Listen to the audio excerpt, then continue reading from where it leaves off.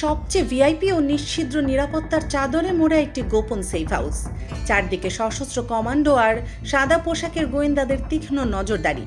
বাইরের পৃথিবীর কেউ ঘুণাক্ষরেও জানে না এই দুর্ভেদ্য দেয়ালের ওপাশে আসলে কে আছেন। অথচ এই মানুষটি মাত্র 2 বছর আগেও ছিলেন 17 কোটি মানুষের দণ্ডমুণ্ডের কর্তা, যার একটিমাত্র স্বাক্ষরে বদলে যেত দেশের মানুষের ভাগ্য, যার গাড়িবহর রাস্তায় বের হলে পুরো শহর স্থবির হয়ে যেত। সেই প্রবল পরাক্রমশালী মানুষটি আজ এক প্রকার বন্দি জীবন কাটাচ্ছেন। তিনি স্বাধীনভাবে বাইরে যেতে পারেন না, প্রিয়জনদের সাথে দেখা করতে পারেন না, এমনকি নিজের দেশেও ফিরতে পারছেন না। যে মানুষটি গণভবনে বসে প্রতিদিন হাজারো মানুষের তোষামত শুনতেন, যার ইশারায় দেশের আইন আদালত চলত, তিনি আজ এক ভূতরে নির্জনতায় বন্দী। তার সেই অহংকারী মন্ত্রী এমপিরা আজ অনেকেই জেলের অন্ধকার প্রকোষ্ঠে, আর বাকিরা দেশ ছেড়ে পালিয়েছে। দেশের সর্বোচ্চ আদালত তার নামে ফাঁসির রায় ঝুলিয়ে দিলেও তিনি খুব ভালো করে জানেন সেই রায় আপাতত কাগজের পাতায় বন্দী, কারণ তিনি রয়েছেন ভারতের রাজধানী দিল্লির সবচেয়ে সুরক্ষিত এক আস্তানায়।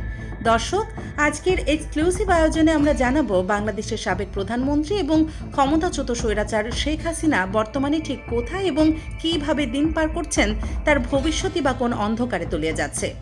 একটু পিছনে ফিরে তাকানো যাক। 2024 সালের 5ই আগস্ট বাংলাদেশের রাজনৈতিক ইতিহাসে এক অবিস্মরণীয় ও অবিশ্বাস্য দিন। আকাশে তখন হেলিকপ্টারের চক্কর, চারদিকে বারুদের গন্ধ আর লাখো ছাত্র জনতার গগন বিদারী স্লোগান।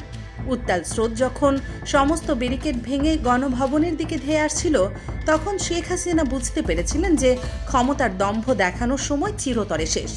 দুপুরের পরপরই তিনি পদত্যাগ করতে বাধ্য হন এবং মাত্র কয়েক ঘন্টার নোটিশে বাংলাদেশ বিমান বাহিনীর একটি C-130 যে সামরিক বিমানে চেপে বসেন। তার গন্তব্য ছিল প্রতিবেশী দেশ ভারত। সেই দিন সেই বিমানে তার সাথে ছিলেন কেবল বোন শেখ রেহানা এবং গুটি কয়েক বিশ্বস্ত সঙ্গী। পালানোর সময় বিমানে বসে তিনি হয়তো ভাবতেও পারেননি যে এই যাত্রাই হতে যাচ্ছে তার জীবনের সবচেয়ে করুণ অধ্যায়ের সূচনা। বিমানটি গিয়ে অবতরণ করে দিল্লির অদূরে গাজিয়াবাদের হিন্ডন বিমান ঘাঁটিতে। সেখানে তার জন্য আগে থেকেই অপেক্ষা করছিলেন ভারতের জাতীয় নিরাপত্তা উপদেষ্টা অজিত দোভাল এবং ভারতীয় সামরিক বাহিনীর শীর্ষ কর্মকর্তারা। তারা তাকে সাদর অভ্যর্থনা জানালেও সেই অভ্যর্থনার আড়ালে একটি নীরব ও কঠোর বার্তা লুকিয়েছিল। আপনি এখানে নিরাপদ, কিন্তু এখান থেকে আর কোথাও যাওয়ার সুযোগ আপাতত নেই। হিন্ডন ঘাঁটিতে মাত্র 2 দিন কাটানোর পরই ভারত সরকার তাকে সরিয়ে নেয় দিল্লির সবচেয়ে অভিজাত ও ভিআইপি এলাকা লুটিয়েন্স বাংলা জোনে। এটি এমন একটি সুরক্ষিত এলাকা যেখানে ভারতের রাষ্ট্রপতি, প্রধানমন্ত্রী থেকে শুরু করে শীর্ষ মন্ত্রী ও সর্বোচ্চ পর্যায়ের ভিআইপিরা বসবাস করেন।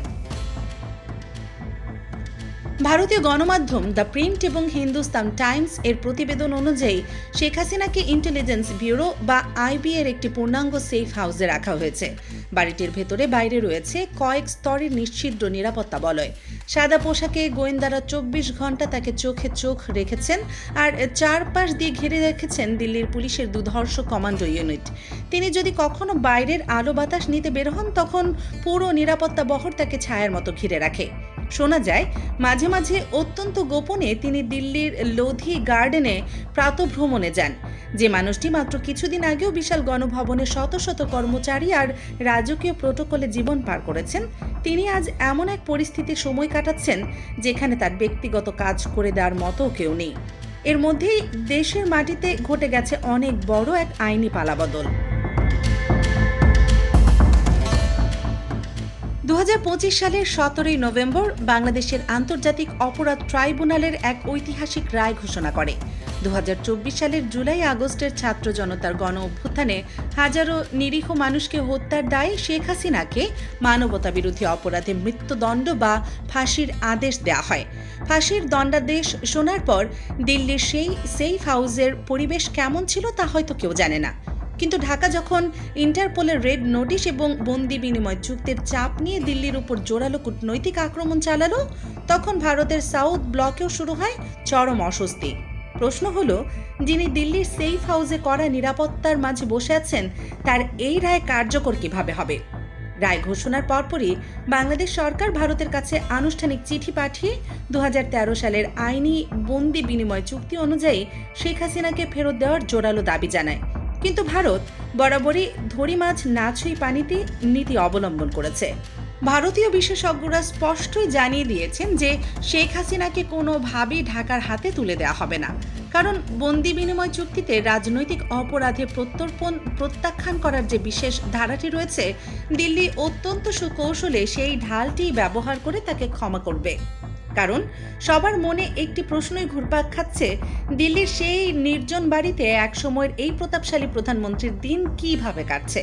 ভারতীয় গণমাধ্যমের তথ্য মতে তিনি যতটা সম্ভব স্বাভাবিক জীবন যাপনের চেষ্টা করছেন। বিশ্ব স্বাস্থ্য সংস্থার দক্ষিণ পূর্ব এশিয়া অঞ্চলের পরিচালক হিসেবে তার মেয়ে সাইমা ওয়াজেদ দিল্লিতেই থাকেন। কড়া নিরাপত্তা প্রোটোকল মেনে মাঝে মাঝে মায়ের সাথে তার দেখা হয়। এছাড়া বিদেশে পালিয়ে থাকা আওয়ামী লীগের শীর্ষ নেতারা গোপনে চ্যানেলের মাধ্যমে তার সাথে নিয়মিত যোগাযোগ রাখছেন। একসময় যার হাতের মুঠোয় ছিল রাষ্ট্রের সব ক্ষমতা, তাকে এখন বয়সের ভারে নুজো হয়ে বিশ্বের সম্পূর্ণ একা একটি জীবন পার করতে হচ্ছে কেবল দেশে ফেরার এক অলীক স্বপ্ন বুকে চেপে। ভারত কেন তাকে এত যত্ন করে আগলে রেখেছে? এর প্রধান কারণ হলো, গত 15 বছরে শেখ হাসিনা ছিলেন ভারতের সবচেয়ে পরীক্ষিত ও বিশ্বস্ত মিত্র। তার শাসন আমলে ভারতের উত্তর পূর্বাঞ্চলীয় রাজ্যগুলোর নিরাপত্তা নিশ্চিত রয়েছে এবং দুই দেশের ট্রানজিট থেকে শুরু করে বাণিজ্যিক সম্পর্ক একচেটিয়াভাবে ভারতের অনুকূলে ছিল। ভারত খুব ভালো করেই জানে, এতদিন এত বড় একজন মিত্রকে যদি তারা বিপদের মুখে ফেলে দিতেন, তবে ভবিষ্যতে বিশ্বমঞ্চে অন্য কোনো দেশই আর ভারতকে বিশ্বাস করবে না। তাহলে শেখ হাসিনার ভবিষ্যৎ কি? আন্তর্জাতিক বিশ্লেষকদের মতে তার সামনে এখন 3টি পথ খোলা।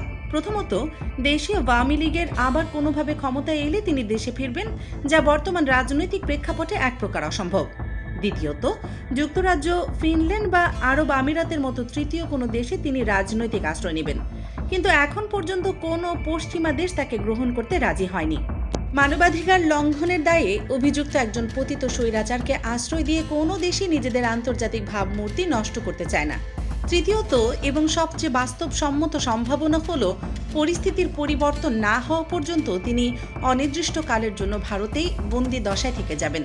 ক্ষমতায় দম্ভ কত দ্রুত ধূলিসাৎ হয়ে যায় শেখ হাসিনার বর্তমান পরিণতি এবং সবচেয়ে বড় জীবন্ত প্রমাণ।